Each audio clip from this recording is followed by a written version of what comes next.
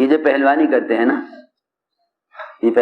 نا، یہ وزن اٹھانے کے لیے ابتدا میں ایک وزن متعین نہیں کر لیتے، بلکہ جتنا وزن اٹھا لیتے ہیں اس کے بعد اس سے زیادہ وزن اٹھاتے ہیں، پھر اس سے زیادہ وزن اٹھاتے ہیں، پھر اس سے زیادہ وزن اٹھاتے ہیں۔ کچھ عرصے میں ان کے اٹھانے کا جو وزن ہے وہ بڑھتا رہتا ہے نا۔ میری بات سمجھ میں آ رہی؟ اگر وہ ایک ہی وزن اٹھاتے رہے کہ بس ہم زیادہ نہیں اٹھا سکتے، تو بتاؤ کیا ان کے جسم میں قوت، اور جو بیچارے وہ کوشش کرتے ہیں اپنی باڈی بنانے کی، کیا یہ ہو سکتا ہے؟ ان کا ایک پروگرام ہوتا ہے کہ بھئی اتنے وقت سے اتنے وقت تک ہمیں اتنا کلو وزن اٹھانا ہے، پھر اس کے بعد اتنے وقت سے اتنے وقت تک اس سے زیادہ کا وزن اٹھانا ہے۔ حالانکہ پسینہ پسینہ ہو جاتے ہیں، خوب مشقت پڑتی ہے، خوب مشقت پڑتی ہے۔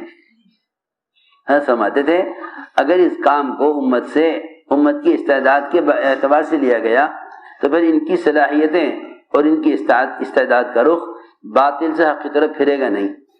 یہ ساری مشقتیں دنیا کے لیے اٹھائیں گے اور دین کے تقاضوں میں اتنا ہی چلیں گے جتنی ان کی استعداد ہوگی، دنیا کے کام کو تو اپنی استعداد سے زیادہ کر لیں گے اور دین کے کام کو اپنی استعداد کے بقدر کریں گے، تو پھر قوت جو پیدا ہوگی وہ دنیا کے تقاضوں کے اعتبار سے پیدا ہوگی، دین کے اعتبار سے کے تقاضوں کے اعتبار سے قوت پیدا نہیں ہوگی۔ ہم یہ عرض کرنا چاہتے ہیں، چنانچہ حضور اکرم صلی اللہ علیہ وسلم نے یہ فرمایا کہ درخت کی جس سمت میں میرا قیام ہے تم لوگوں کو کسی مخالف سمت زیادہ پسند ہے۔ تو پورے قافلے میں آپ کی یہ بات کوئی سمجھ نہ سکا سوائے ابوبکر صدیق رضی اللہ تعالیٰ عنہ کے، کیونکہ جو قربانی دینے والا ہے وہ قربانی کی بات کو سمجھے۔ ابوبکر رضی اللہ عنہ نے کھڑے ہو کے اعلان کر دیا صحابہ میں کہ آپ کے یہ بات کہنے کے بعد جو آپ سے اجازت لے اس وقت یہاں سے گھر جانے کی، اس سے زیادہ بے عقل اور احمق کوئی نہیں ہے۔ سب سے بڑا بے وقوف ہے وہ شخص جو آپ کے یہ بات کہنے کے بعد آپ سے گھر جانے کی اجازت لے۔ آپ صلی اللہ علیہ وسلم کے یہاں اعلیٰ ہجرت، اعلیٰ تشکیل یہ تھی کہ تم ہمارے ساتھ رہو۔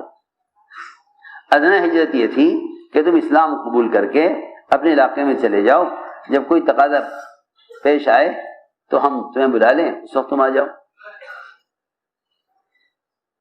کیونکہ جو عملہ تقاضے کے موقع پر آ گیا پھر چلا گیا، یہ عملہ پورے کام سے باخبر نہیں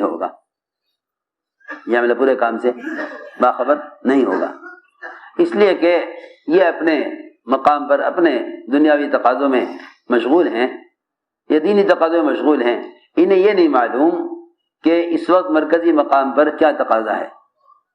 ایسا بھی موقع آیا کہ حضور اکرم صلی اللہ علیہ وسلم نے فرمایا صحابہ سے کہ دیکھو ابھی نکلنا ہے، ابھی نکلنا ہے۔ صحابہ نے عرض کیا کہ اتنا موقع دے دیجئے، ہماری سواریاں تیار بیٹھی ہوئی ہیں مگر مدینے سے باہر بیٹھی ہوئی ہیں، حالانکہ مدینہ منورہ کی چھوٹی سی آبادی، صحابہ نے عرض کیا ہماری سواریاں مدینے سے باہر بیٹھی ہوئی ہیں، ہم وہ سواری لے آویں اتنے سا وقت؟ فرمایا کہ نہیں، اس وقت ایسا تقاضا پیش آ گیا کہ اس کے لیے فوراً جو موجود ہے وہ نکل جائیں،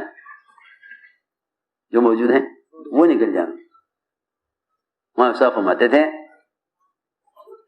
جو لوگ معمول کے اعتبار سے وقت لگائیں گے،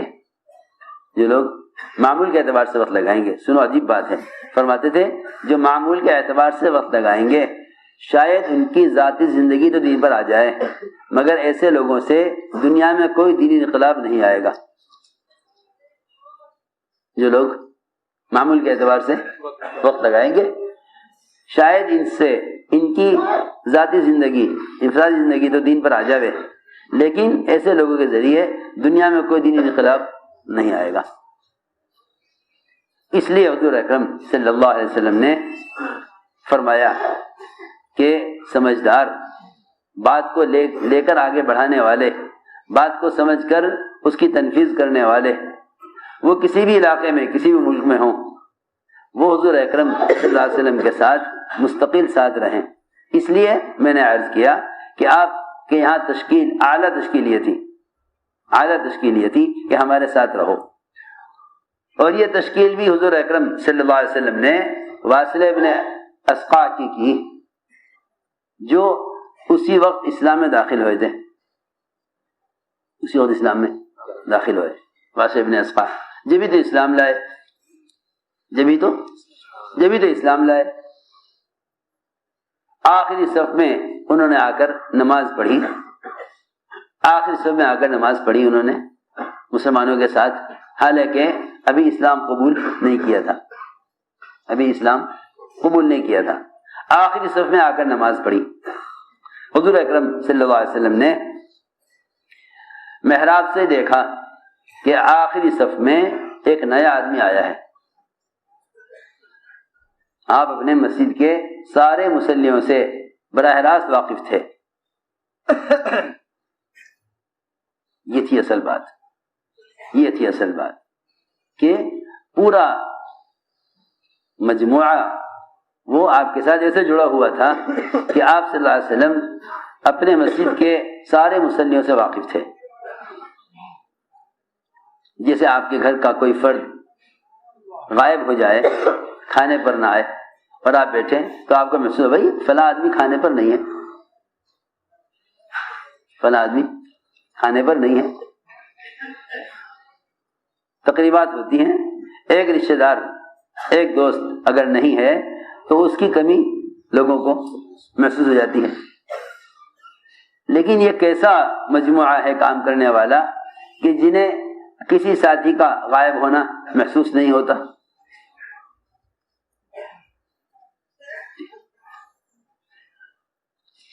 تبوک تشریف لے گئے آپ، وہاں پہنچتے ہی فرمایا کعب بن مالک نظر نہیں آ رہے، کہاں ہیں؟ کہاں ہیں؟ یعنی عملہ اسے کہتے ہیں جو ذمہ داروں کے ساتھ ہر وقت ایسا مجتمع رہے کہ انہیں ایک آدمی کی غیبت اور ایک آدمی کا غائب ہونا بھی محسوس ہو۔ چنانچہ آپ صلی اللہ علیہ وسلم نے محراب میں سے ہی دیکھ لیا کہ پوری مسجد تو بھری ہوئی ہے، آخری صف میں ایک نیا آدمی بیٹھا ہے۔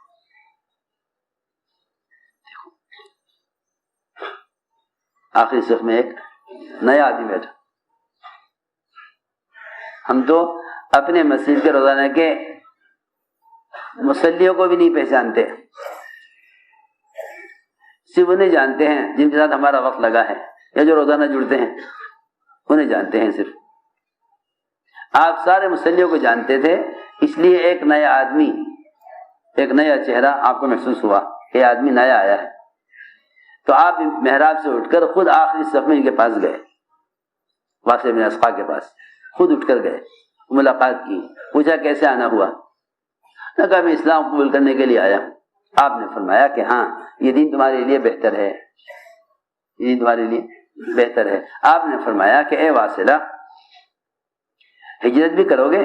کہ جی ہجرت کروں گا۔ کہ کون سی کرو گے؟ بادہ کرو گے بادیہ کرو گے؟ کیونکہ ہجرت دو قسم کی ہے، ایک اعلیٰ ایک ادنا۔ انہوں نے پوچھا کہ ان دونوں میں سے بہتر کون سی ہے؟ بہتر تو یہی ہے کہ تم مستقل ہمارے ساتھ رہو، یہ اعلیٰ ہجرت ہے۔ ادنا ہجرت یہ ہے کہ تم اسلام قبول کر کے دین سیکھ کر اپنے علاقے میں چلے جاؤ، جب ہم تمہیں بلائیں تب آ جاؤ، تقاضے پر جب آ جاؤ، یہ ادنا ہجرت ہے۔ اور مستقل ساتھ رہو، یہ اعلیٰ ہجرت ہے۔ مقصد یہ عرض کرنے کا تھا کہ یہ مستقل تشکیل تھی کہ عملہ ذمہ داروں کے ساتھ ساتھ رہے۔